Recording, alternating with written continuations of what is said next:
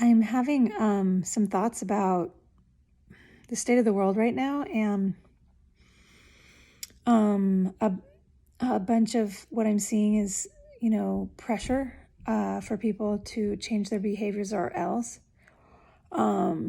Change your behavior or you can't, come to my home for the holidays, even though we're family.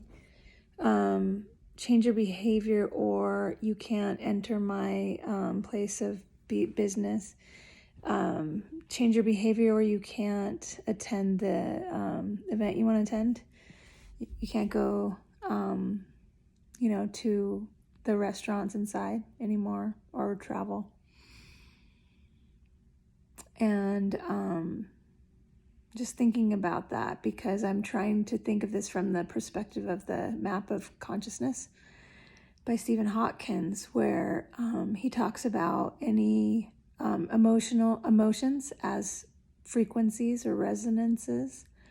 And he's been able to quantify using a form of muscle testing, kinesiology, that certain emotions resonate at certain frequencies, and that any emotion that resonates under the frequency of 200 operates within the dynamic of force. And basically what he means by that is that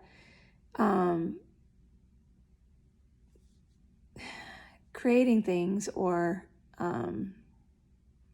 taking action comes from a place of force, where you're exerting your will over someone or something.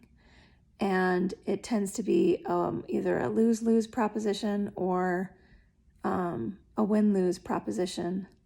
And you, by exerting force in order to get what you want, you're creating counterforce. So you're always going to be coming up against resistance. So any of the emotional frequencies under 200 resonate within that realm. It's also the realm, he says, where truth is at 200. So anything under 200 is not vibrating in truth, which is an interesting thing to think about. Anyway, from a spiritual perspective. Anyway, so shame I believe resonates at 20, right up there above death, which is the opposite of life, of creation, of truth. And then I believe it goes something like apathy above shame. I'm not going to have these memorized, but there's fear, there's anger, there's pride. I believe pride is right before courage, which courage is that midpoint. It's where force becomes power, anything that resonates above 200. So, so courage is at 200.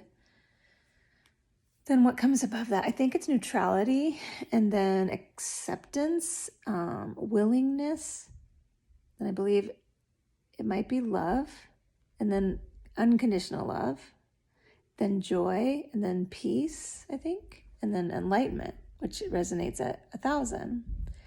And so he says that anything above the calibration of 200 resonates with power. And what that means is that anything that you're creating in the world is coming from this place of power where you do not create counter force. So you're not forcing, right? You're operating within the realm of power, which means you're not creating resistance. And these frequencies are like, the changes or difference in the frequencies are seismic. So when you're trying to get, if you think about say trying to get someone to change their behavior by shaming them or scaring them, you're operating within the realm of force, which means you're going to create counterforce. You're going to create resistance. You may achieve a temporary win, but it'll never be sustainable. And so a lot of people say that love, right? This suggestion that love is just this airy fairy weak kind of position to suggest change in the world. But if you look at it from the perspective of the map of consciousness, I mean, love, that resonates at 500. Compare that to shame, where, that vibrates at 20. And consider the changes, like the difference between a 3.0 on the Richter scale versus a 8.8 on the Richter scale, or a 9 or a 10. And consider the kind of power that you have when you're trying to get someone to change their behavior by loving them. It is seismic in terms of the difference, and your ability to create win-win outcomes. But I don't know, in this society, we are convinced that love doesn't work.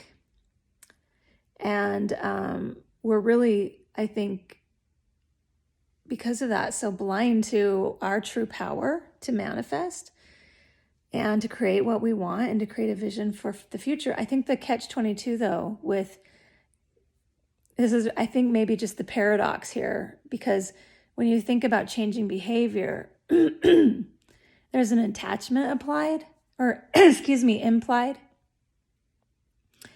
And that is automatically going to resonate within the realm of force because you're attached to an outcome. It's conditional. So the catch-22 is that you're seeking to change behavior, but in order to do that from the frequencies of love,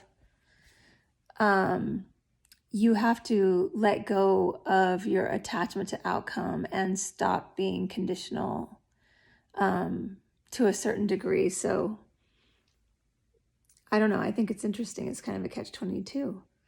But it is also, but if you also consider that you might attempt to achieve an outcome from, or a change of behavior from the frequency of courage, what might that look like? It's above 200. It's a lot more powerful than trying to do it from shaming someone or scaring someone or getting angry at someone. And so it's interesting to think, because courage is at 200. Well, what about neutrality? What if you try to attempt change from that perspective? What about acceptance? What about willingness? Interesting to consider the difference that we might see in the world when we could approach problems from a frequency of power, which is always a win-win. So that is those are some of my thoughts about the power of love, really. And, the idea of trying to get people to change their behaviors. I think we're approaching it from the wrong perspective and the wrong, this wrong perspective that we've always got to, deal with problems by shaming other people, or, getting angry at them, or insisting that they're wrong, which is the frequency of pride under 200. All right. Thanks for watching. This is Amy from beingamytheblog.com. Like, comment, or share. Thank you.